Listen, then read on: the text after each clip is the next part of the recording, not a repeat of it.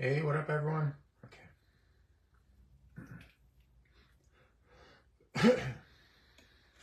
Excuse me. All right, hopefully I got it plugged in. Oh, looks like it did plug in. Okay. Hey, what up, Christian? Good to see you. Hope you're taking care of yourself very well. All right, cool. So we'll give it a little while for some people to jump in, and then we'll rock and roll from there. Okay, cool. Okay. Guys, let me know what's new. Chang, good to see you. And you guys, if you guys have any questions, just let me know, okay? I'll be happy to answer them before the live begins. Today we're going to be talking about testosterone replacement therapy and steroids, and I know it's really popular for people to jump on all that stuff, but I'll give you my opinions about them and kind of what I would do in that situation. Ed, what is going on?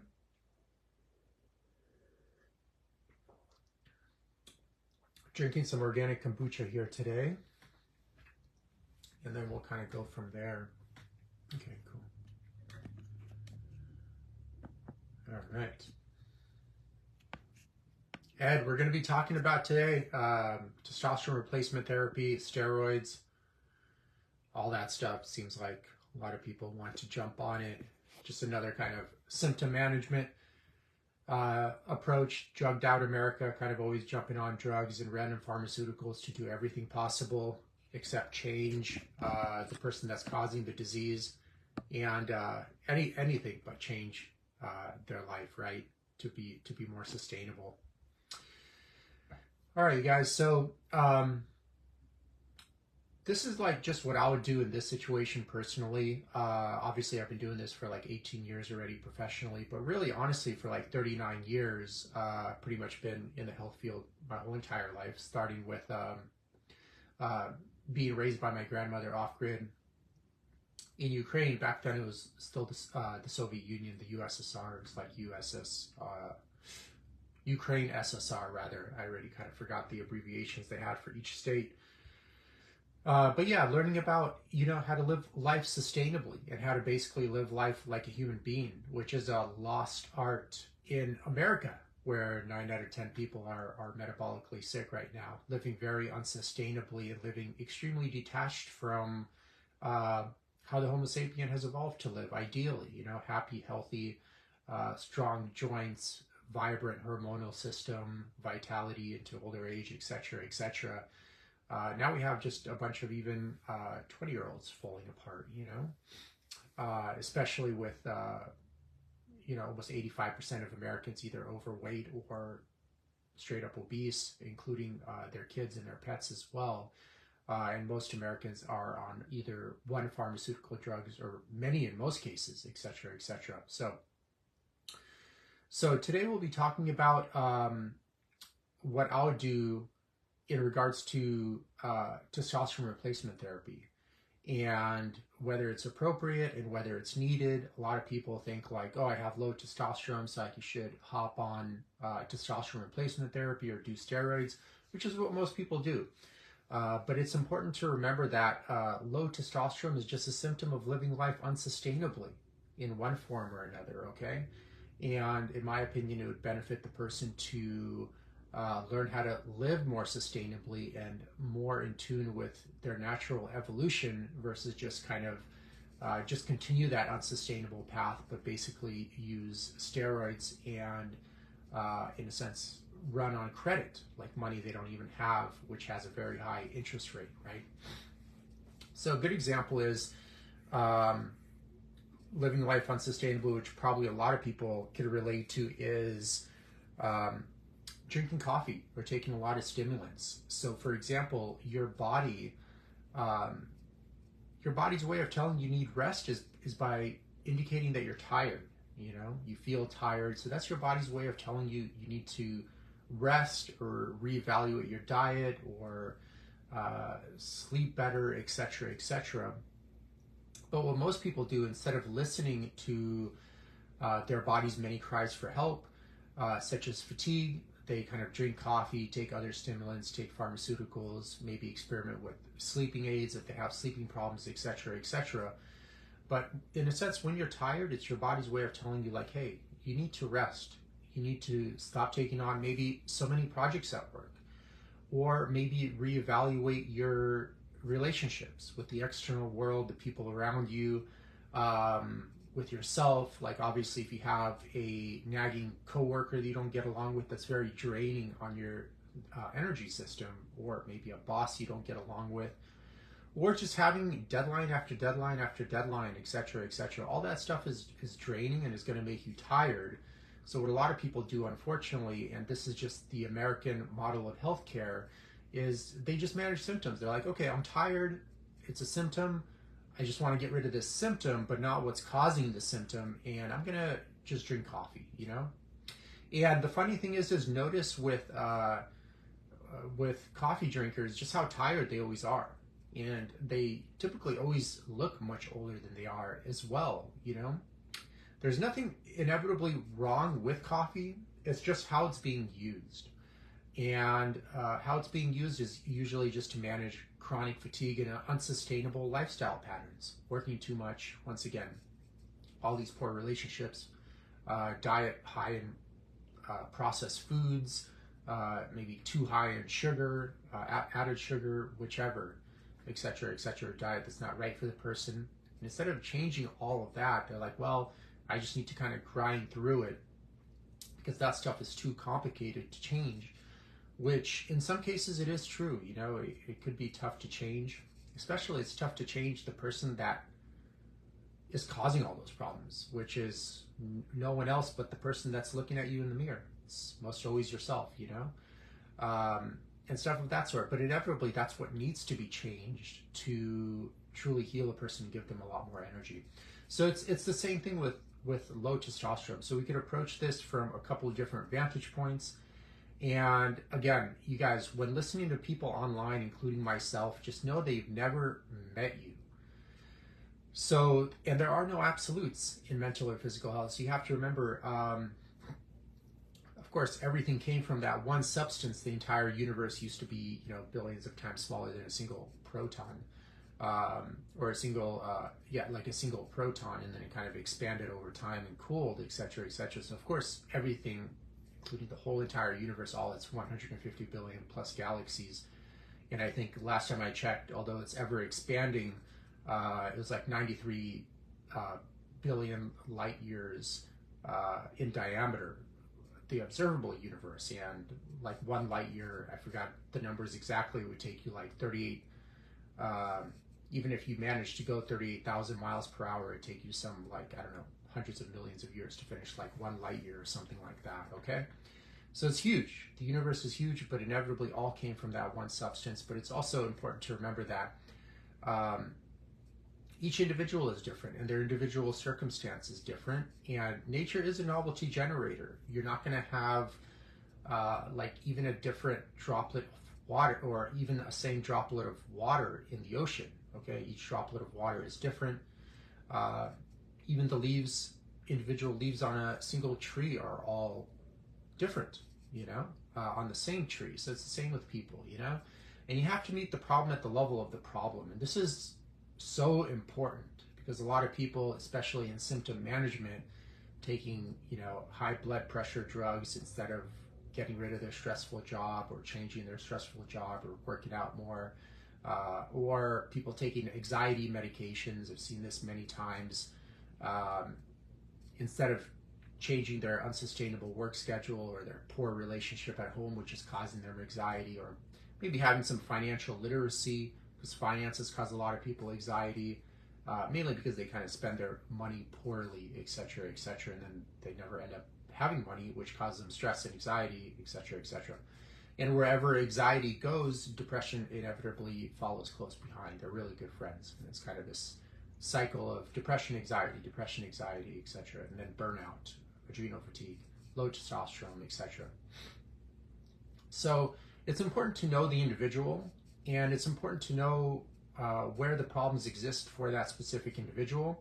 And it's almost never, and I've been doing this professionally for 18 years, it's literally almost never just at one problem. I've had so many people come into me, they're like 300 plus pounds or have like a myriad of health issues, and maybe they might be on 10, 15. I've even had a person like on close to 20 different pharmaceutical drugs and still looking and feeling the worst they've ever looked, even on that many drugs. And they come to me, they just want like this one action solution for all their problems, because they really do think they just need to tweak this one little thing or this one little thing here or there and everything will iron out, or they need to just learn how to eat a little bit better and stuff like that.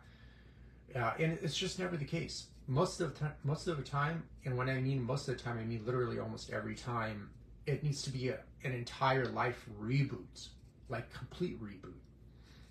Because there has to be like a tremendous amount going wrong in the person's life on a myriad of different reasons, externally and internally, that lead to a person to be like very overweight or have various health issues and need like a myriad of different medical drugs. It doesn't just happen to happy, healthy people.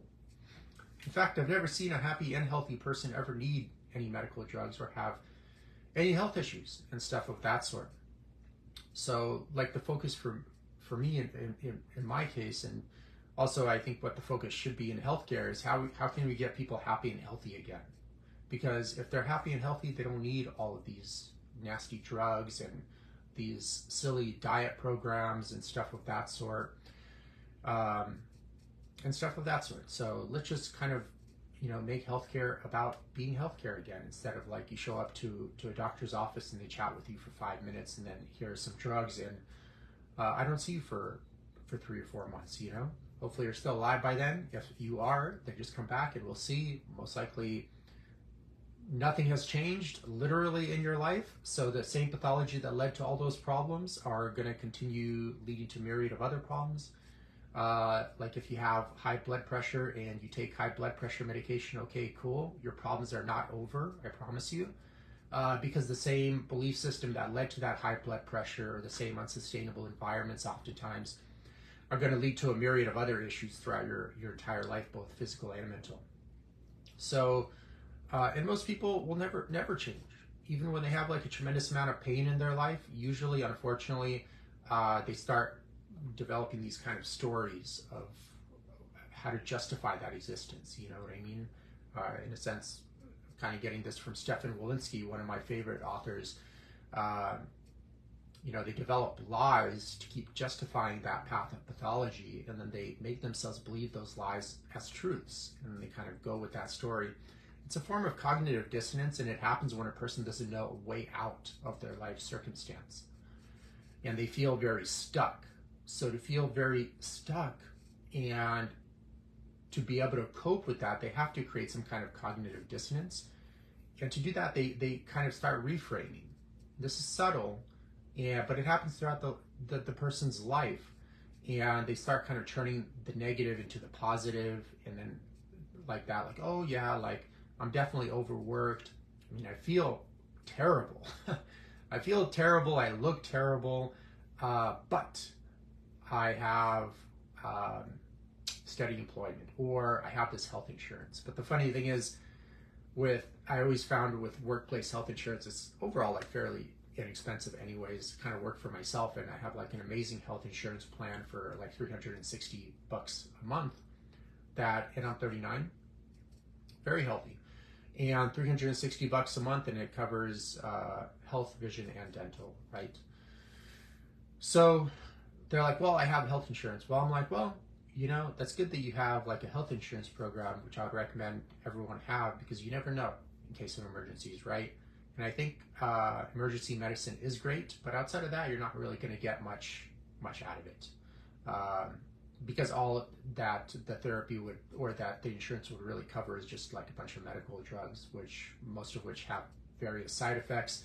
And they never, once again, attempt to changing the person that causes the disease, so the disease always persists anyways. And look at Americans now, they're more medically drugged out than ever before, but yet the sickest humans mentally and physically in the history of the entire human race, like the entire history, even if you count all 28 human species that have come and gone over the various years, They're literally like the absolute mentally and physically sickest humans ever that this earth has ever seen.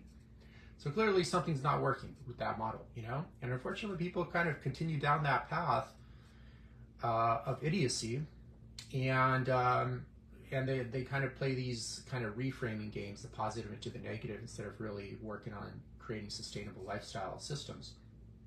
And the same exact thing happens with low testosterone. So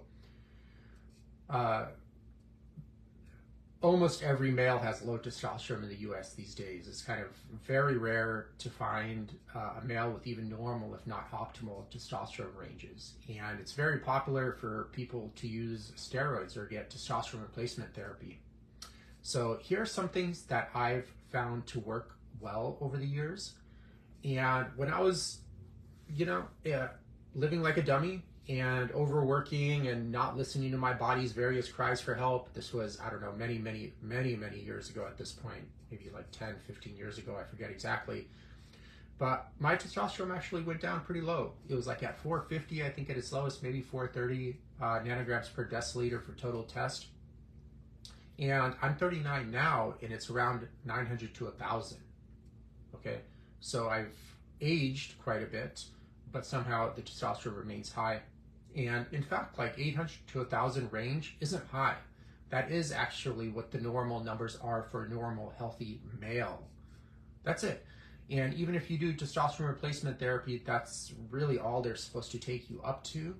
They're not supposed to take you much higher than that, because if you stay on those kind of higher doses chronically, typically you start developing health issues and various symptoms. Hair loss is very common, so okay, you got your testosterone back on point, but now you're losing your hair, or you're getting back acne again, or acne on your face, or stuff of that sort, or really oily skin, and stuff of that sort. So what I've seen is, especially I've posted many clients here that have had their blood work done. I mean, I've taken, 50-year-olds, like 60-year-olds that had chronically lifetime low total tests. Like one of them was Charlie. I even did an interview here. I think he was 55 years old. He was like at 200 nanograms per deciliter almost his entire life. And I think 8 to 10 months of working together, we got him from 200, being like that his whole life for 4 or 5 decades, to I think it was like 750 nanograms per deciliter in just less than a year. So if he keeps up with it, obviously he can get up to 800 to 1,000, and that's like a male in his mid-50s, okay? And you can even stay at those numbers even in your 60s if you're really taking care of yourself, because again, those are like normal numbers. Those aren't anything crazy. And the crazy part is that those numbers are impressive today because just everyone else is so low. Their total testosterone is so low and stuff of that sort. So here's some things you can do, some common sense approaches to increasing your total testosterone from the vantage point of what I would do personally. So first and foremost, I mean, the stuff I'm going to give, almost nobody will do it, right? Because Americans have normalized mental and physical illness in their life to the nth degree. And these tips actually require you to change. In particular, change the person dramatically that you're seeing in the mirror, which almost nobody will do, because again, when you're living in a state of mental illness and normalized physical pathology, it's hard to even know that you need to change, because although you may be on 2 medical drugs and overweight and miserable yourself, the guy next to you in the office is far worse. So in comparison, you're like, well, I'm not that bad, And once again, you start this reframing game of changing the negative into the positive and kind of spinning those lies and stories and believing them as truths. And people do this in many aspects of their life. And then they wonder why they keep getting sicker, look worse and worse year after year, don't have the energy to work out, etc., etc. So first and foremost, I mean, the biggest thing, and I know everyone's going to say, oh, I get that, I do it. I guarantee you almost never do. So first and foremost, you really do have to honestly master your sleep and get super high quality sleep and prioritize this at all costs, especially when you're 40 plus. It becomes so important, because even if you get one night's bad rest, let's say you get 2 or 3 hours in your 40s, I mean, you pretty much feel that like all week. And that's for sure going to have a huge negative impact on your total testosterone, 100%.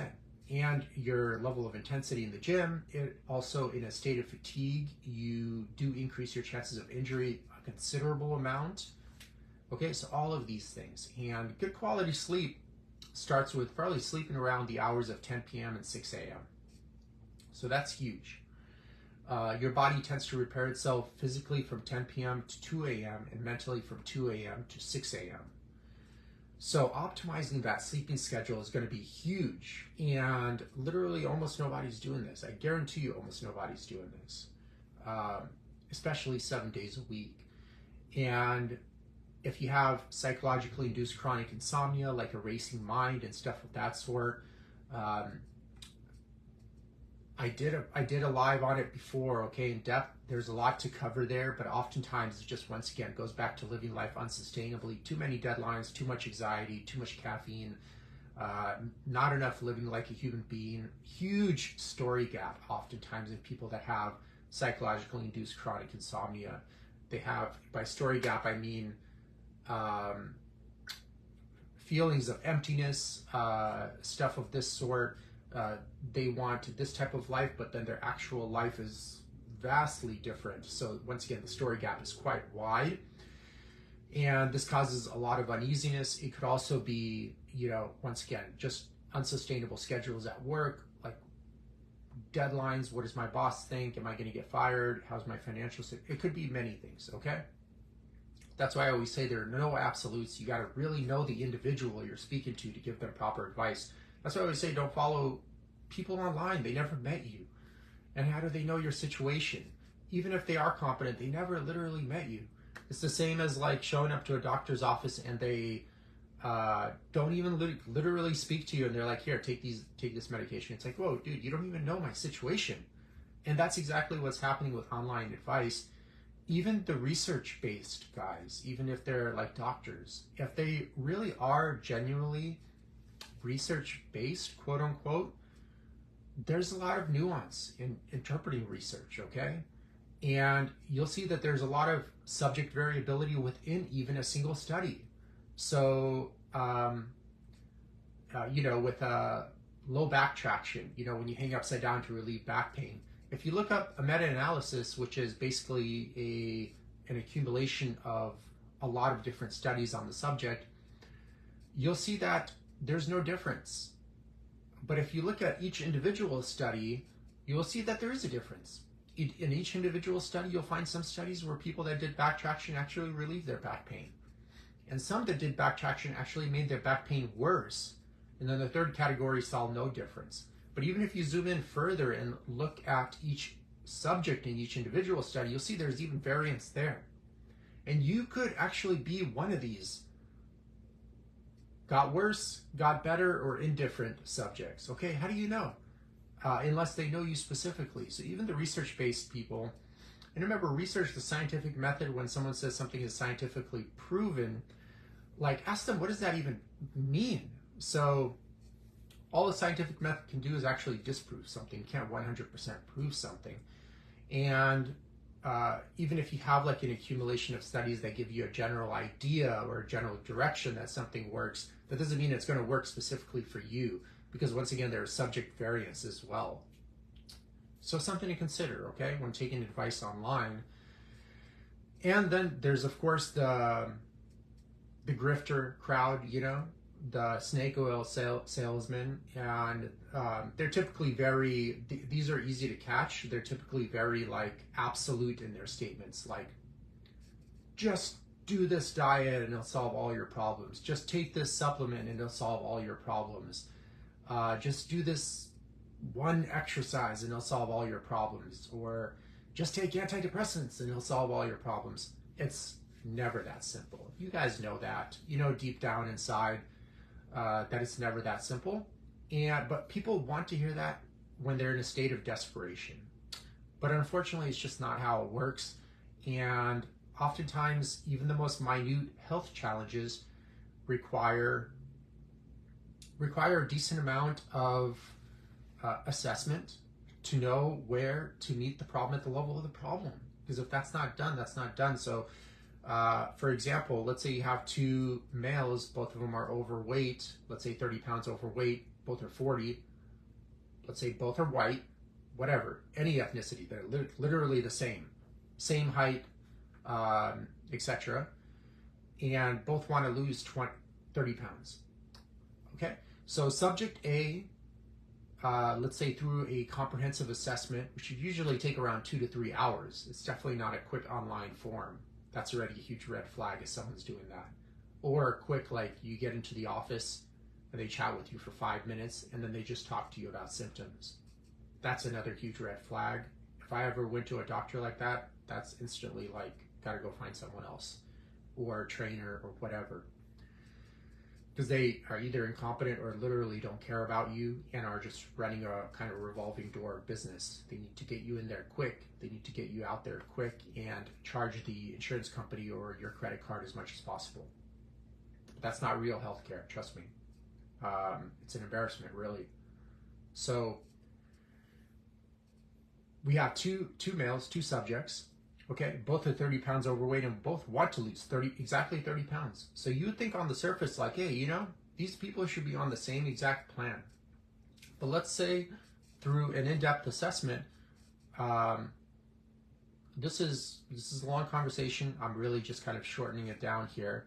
One guy is 30 pounds because he doesn't know how to eat properly. Plus he has really severe like low back pain and knee issues which prevent his mobility, and is in a relationship he hates. It's causing him a lot of stress because the wife is spending too much money or something like that, and he's not happy with that. They can't come to an understanding. Now the other guy is 30 pounds overweight too and wants to lose 30 pounds, but he's like an executive at a company and working 80-hour weeks to 90-hour weeks and just way too overwhelmed. And that causes a myriad of psychosomatic issues and also just mental distraction, inability to train and stay consistent. So the solutions for both of these people would be dramatically different, actually. If you were truly meeting the problem at the level of the problem and not just managing symptoms. And we can go even deeper because there's, of course, a belief system that led these people down their paths that need to be addressed as well. So you can go deeper and deeper, obviously, down that subject. And if you don't meet the problem at the level of the problem always persists. It's really, honestly, that simple. I don't know why people refuse to accept that reality. If you don't meet the problem at the level of the problem will not disappear, ever. And in fact, more problems will just arise over time, especially when there is like a mind virus involved. And this is a pretty popular phrase, but I use it under this context. And pretty much all Americans today have this mind virus, or 9 out of 10 Americans would be metabolically sick, right? So a mind virus is basically some kind of belief structure or some type of belief system that leads to repetitive behavior patterns that lead to the deterioration of a person's biology. So some examples that I would see from my observation of people that have a mind virus is, are they taking 1, 2, 3, 4 plus medical drugs? Okay, there's some kind of mind virus going on there. Are they overweight? Mind virus, instantly. Are they, even oftentimes, are they overpleasers, you know? Putting themselves a distant second and not having their needs met to please others. That is a form of a mind virus too, when taken to an extent, because in a sense, people forget about themselves and their core values, and they put everything ahead of themselves, and thus their health deteriorates. So once again, it's a belief system, a structure that leads to certain behaviors that leads to the deterioration of a person's biology, and then eventually their death. And these mind viruses are contagious. They're spread from person to person, from parent to child, etc., etc. And for the most part, they just cause a lot of misery and pain in the person's life. So that needs to be addressed too. And it's the same thing with low testosterone as well, since that's the subject here. Inevitably, there's something going on in that person's psyche that's leading to a huge disconnect from living life like a human being. And sometimes too, it is an education issue combined with this mind virus. So they may have a mind virus that needs to be attended to as well, but then they also have an information issue. Like they just lack the information to even know how it is to live like a human being today, because there are almost no examples of healthy human beings. Most health professionals are just very sick themselves. Almost all of them, actually. And I've been in this field for 18 years professionally, but really it's just like been all my life, if you count, getting being raised off grid by my grandmother, so all my life. And just look at most doctors, they're very haggard, tired. A lot of them are very overweight. A lot of them are on medical drugs themselves. You just got to use some common sense, and like you got to brainstorm like, hey, if their knowledge is working so well, why are they so sick? Same with a lot of health professionals in the health and wellness fitness industry as well. Just many of them are on steroids and over supplemented and not living life sustainably either, etc., etc. Unfortunately, the industry, due to the rise of Arnold Schwarzenegger and then inevitably the cascade of events that happened that led to social media, etc., etc. Now the fitness industry is mostly just a lot of drugs, narcissism, materialism, where in the past it used to be just about like philosophy, having a healthy, more slimmer physique, organic food, living life sustainably and stuff of this sort. I think probably the Greek philosophers definitely got the ball rolling on that one way back, but Jack LaLanne is a good recent example of how it used to be, but now it's just like drug supplements and narcissism and materialism, etc., etc., stuff of that sort. So these are the health leaders, and obviously if they're not healthy, how are they going to teach you how to be healthy and live life sustainably and happy and not run around all day like with a chicken without your head, where you're kind of running around like a crazy person with 1,000,005 things to do and stuff of that sort. So there are rarely any good examples. So we covered the importance of sleep. Nobody's doing it, I guarantee you nobody is, almost nobody.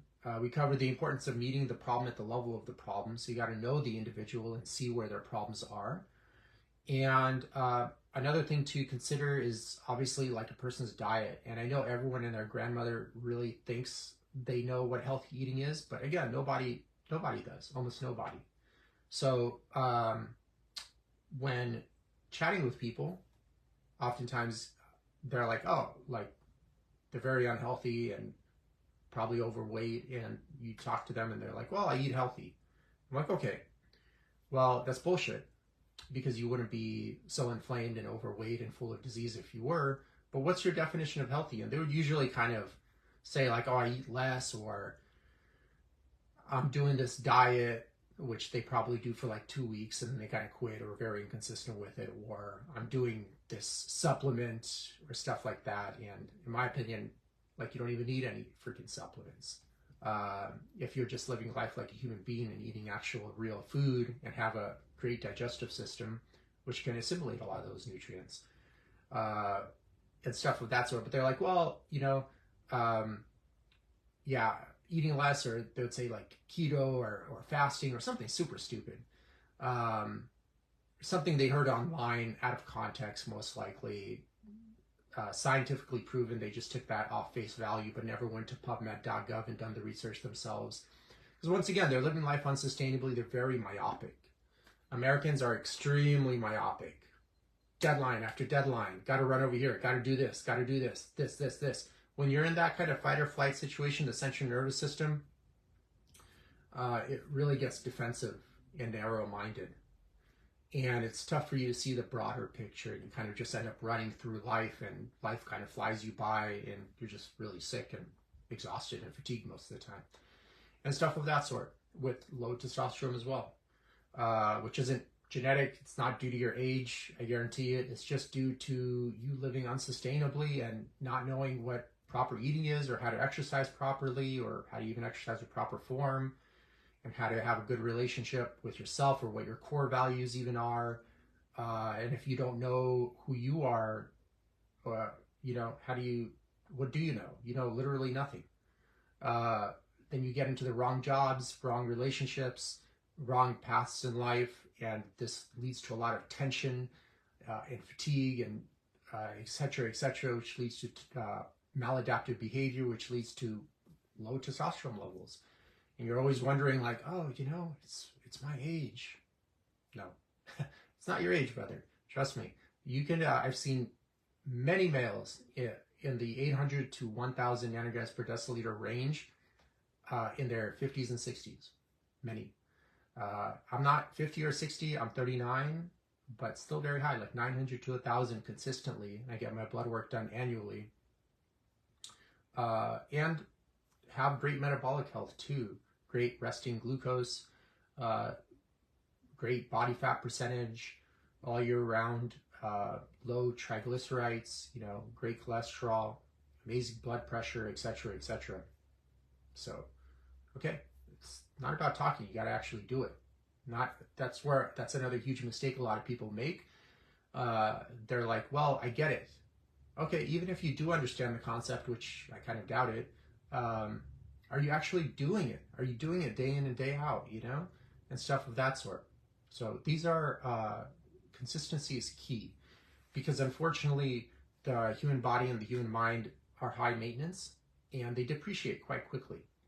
So if you don't have systems in place that allow you to be consistent, don't be surprised if the results aren't there. And obviously if you're not getting good results, your ability to want to continue that path is going to be pretty limited, and your health isn't going to be that great either.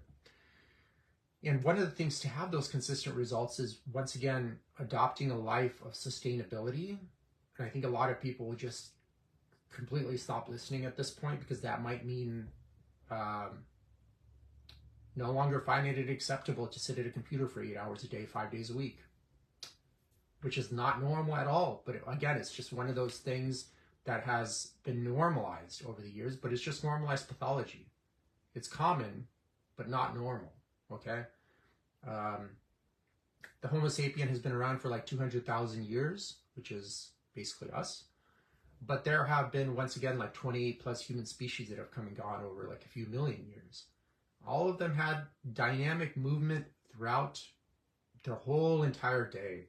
In fact, before agriculture, which was about 8 to 10,000 years ago, no one even had a job specialty.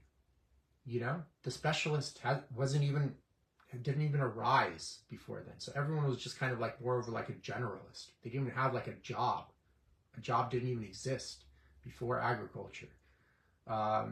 Everyone was a generalist, so like a hunter-gatherer, basically. You had to hunt, fish, repair tools, etc., forage, and stuff of that sort. So there's more novelty, obviously, with that kind of lifestyle as well, and far more balance. And I would presume far less burnout, because oftentimes burnout happens when people are just doing the same repetitive shit, like daily, And then on top of that, around people that are doing the same repetitive shit daily, that don't want to be there in the office, and eating shitty food, showing up with their health problems, with all their issues, and it's just kind of like a toxic cesspool of a disaster in most workplaces.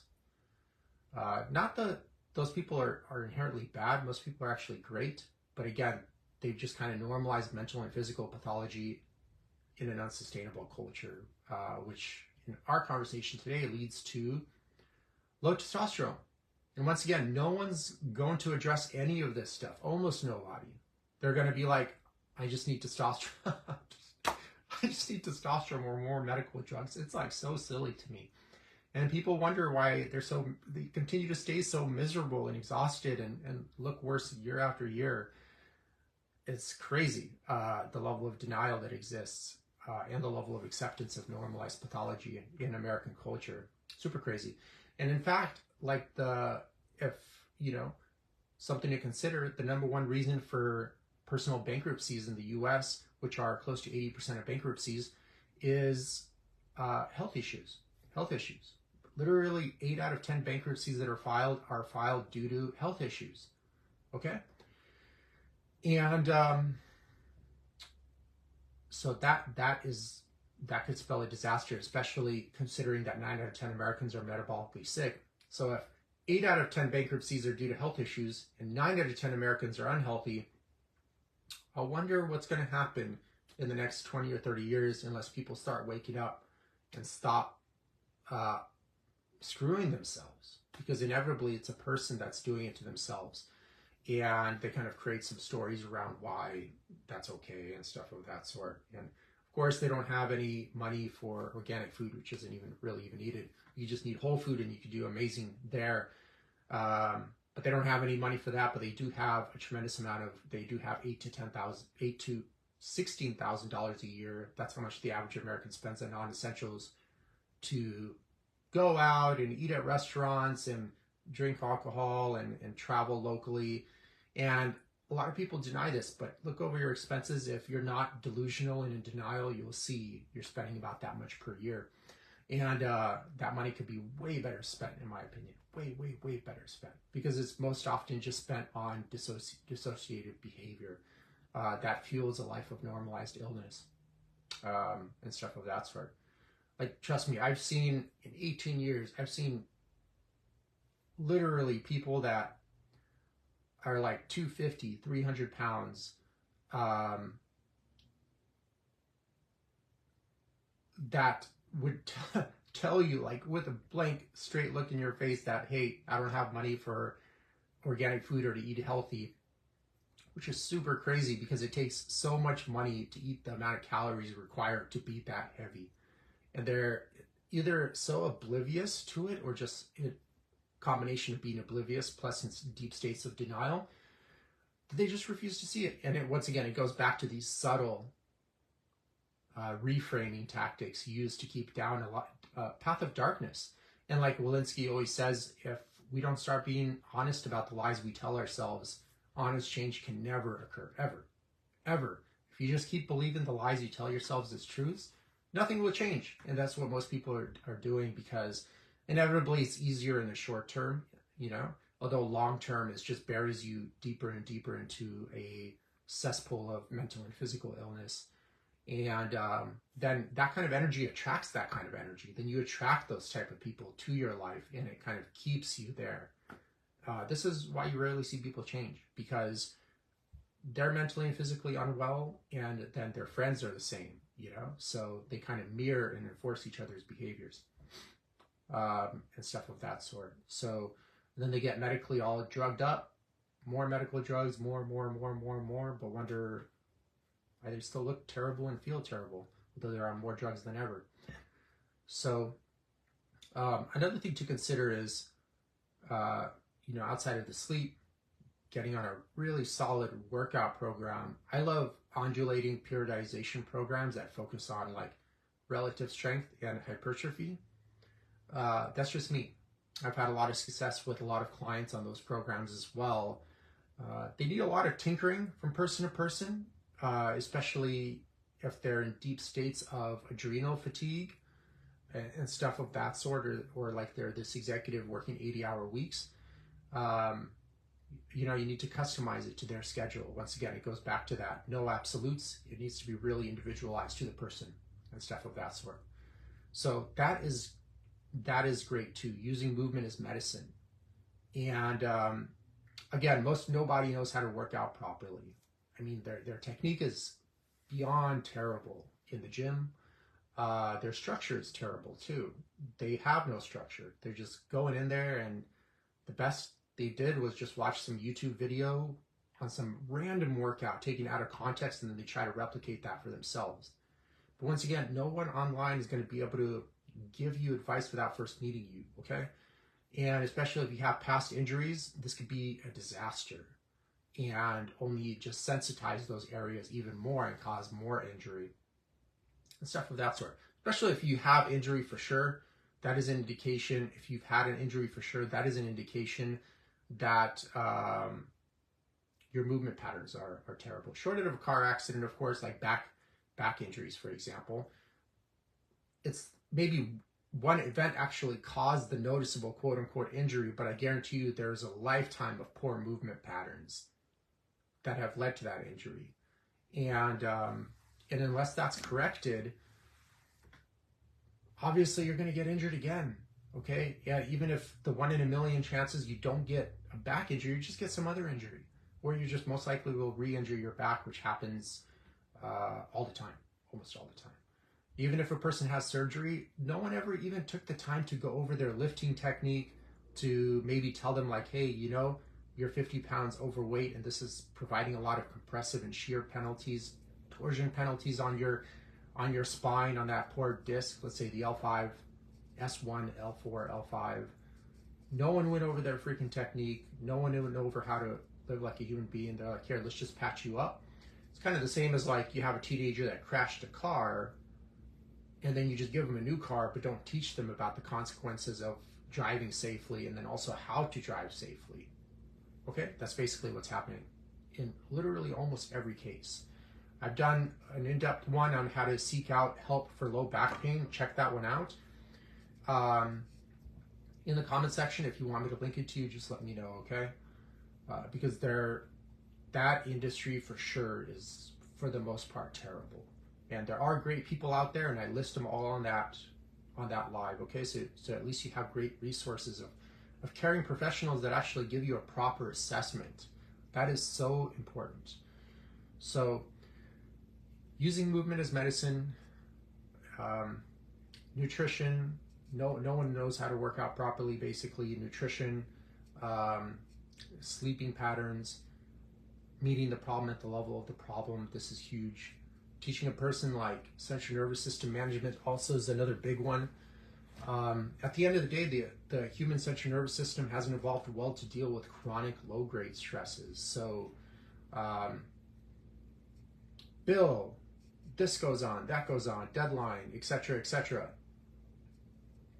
The human central nervous system doesn't do too well with those low-grade chronic stresses. And unfortunately, these days, you have a bunch of low-grade chronic stresses followed by macro stresses as well. So teaching a person like, hey, that's not normal to live in that heightened state of anxiety. And that will have a huge negative impact on your testosterone, total testosterone. Not a positive impact, like a huge negative impact. And of course, unless you learn how to, you're basically, stuck with that DNA. The human DNA strand is very constant, so you rarely see any mutations. It's not going to change in your lifetime. So it's either you play by the rules of evolution or you pay the price. Okay? So it's either you rearrange and live life more sustainably or you pay the price. And you can get hooked up on a bunch of medical drugs and stuff of that sort, and it'll help numb you out in the time being. But in a sense, it'll just kind of accelerate your decay. You'll look worse year after year. And it's not going to be a pleasant life. Definitely not going to be looking that great at all. In fact, it's a great way to age, like very, very quickly. So teaching a person about central nervous system management and teaching them like, hey, it's not okay to work 80 hours a week. Sometimes the person may have to leave their job and find something more sustainable and healthy. And it's not okay for you to, be around coworkers you don't like or don't see eye to eye on, or a demanding boss that you don't see eye to eye on, or stuff of that sort. Or hey, it's not okay to be, spending $8,000 to $16,000 a year on non-essential expenses and then complaining about financial stress and stuff of that sort. Stress also comes from physiology too. Like, it's not okay to eat a food extremely high in omega-6s all the time. It's going to cause a lot of inflammation in your body, and that's going to cause a stress on your body and stuff of that sort. It's not okay to work out too often, or even moderately if you're already exhausted. That's going to cause stress on your body. Having pain, like back injury or knee injury, is going to cause stress on your body, on your central nervous system. So all of these cumulatively add up. High toxic load from drinking out of plastics, eating highly processed food, etc., etc. All of it combines to like a high stress load, which puts a lot of burden on that central nervous system and thus bringing your testosterone down. So that's another thing. And there's a lot more to cover there. Another huge thing is just really kind of, again, I think what leads people down a bad path is not enough time for introspection, and they're living in a state of normalized state of pathology, you know, and it's quite fast paced, so they don't have time to sit back and go like, hey, you know, what I'm doing now is unsustainable, and I'm not happy, I'm not healthy, I don't like how I look, and I don't like maybe being on all these drugs. What is causing all of this, you know? And it takes some time to sit back and really reflect on it. I mean, from my observation, almost every time it's just the person and their belief structures that are leading to that. And unfortunately, they'll probably be stuck in that path for a very long time, because oftentimes you need like a third party to come in and really introduce a new belief system that's more in tandem with your current direction. Because without that, it's really hard to solve a problem with the belief system that led to that exact problem. Obviously, you know? And that's what a lot of people try to do. And unfortunately, the only way out is there are basically 3 ways. So you could do self-education. I'm huge into that, and I encourage everyone to always do it in this group. Books are cheap on Amazon, you know, especially used books.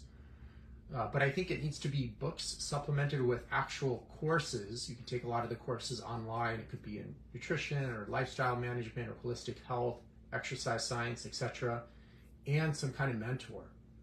And unfortunately, most people aren't going to spend the money, especially on the course and the mentor. Although they have the money, they're already spending it, but they're just spending it on stuff that's making them sick and prolonging their misery, basically. But they'll never reach out and spend that money on a coach and stuff of that sort. And because of that, there are no absolutes. I'm sure you'll find some very rare exceptions, but it's going to be tough to solve a problem, again, with the same belief system that led to it.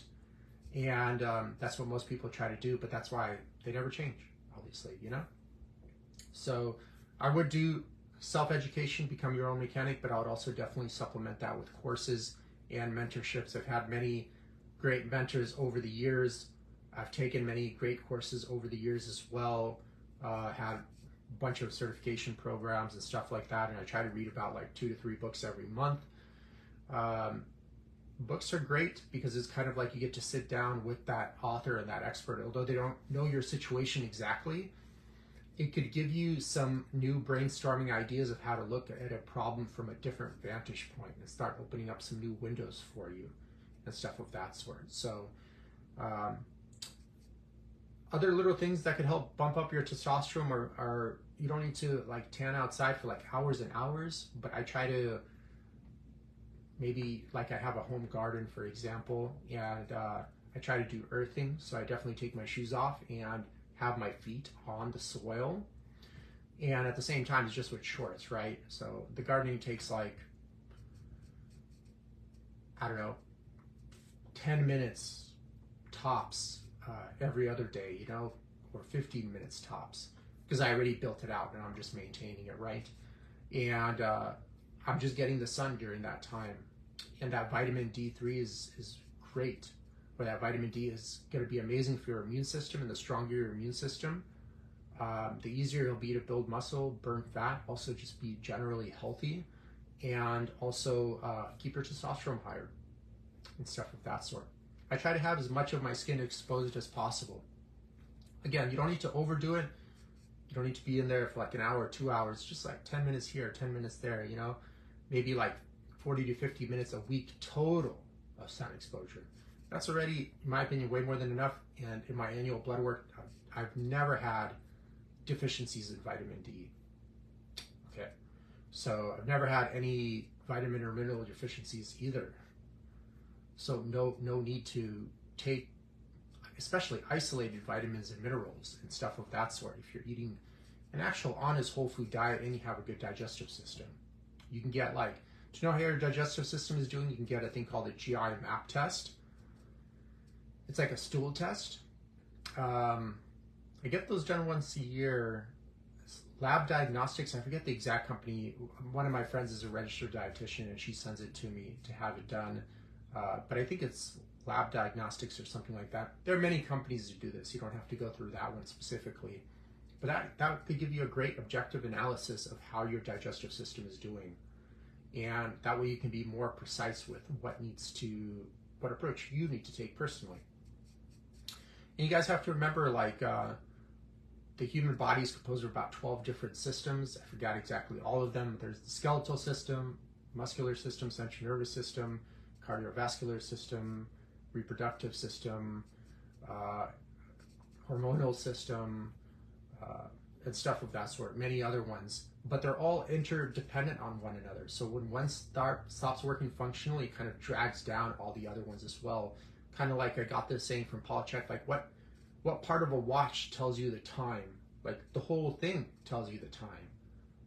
Every part is important, you know? And without every part, the watch wouldn't be able to work anymore. It's the same with humans as well. It kind of goes more into that symptom management style of like, I just need to treat this one little thing.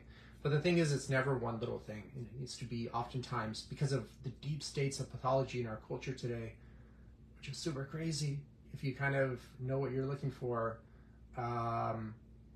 it needs to be such a huge reboot, and the person needs to change so much in their life to really see honest change, that people will be shocked of how far down the dark path they've gone in their life, you know? It's just tough to see that, because sick people will walk outside and they see everyone else. It's kind of like them, sick and kind of unattractive. And they're like, well, this is just how it is, you know? It's not how it is. It's common, but it's not normal at all. It's very sad to see too. So, okay, so I hope that clarified it. I mean, those are the steps like I take to keep a very high testosterone levels. It's clearly worked with a bunch of clients too, because I post a lot of their stories on the group, including the interviews with these people. Many of them are in their 40s, 50s, 60s, and they're still zooming along at 700, 800, 900 nanograms per deciliter, not taking any supplements, not taking any steroids, not doing any testosterone replacement therapy, not doing any peptides, no nasty medical drugs, nothing. Just freaking teaching them how to live like human beings again, and no longer normalize mental and physical illness in their life. Boom, there's a secret. Okay, all right, guys. So I know pretty much no one will take action on this advice, because no one wants to change the person that's causing the disease. But for the very few that do, wish you the best on your journey. It's a great one, and you'll definitely be happy at the end for sure. All right, guys, wishing you the best. Take care.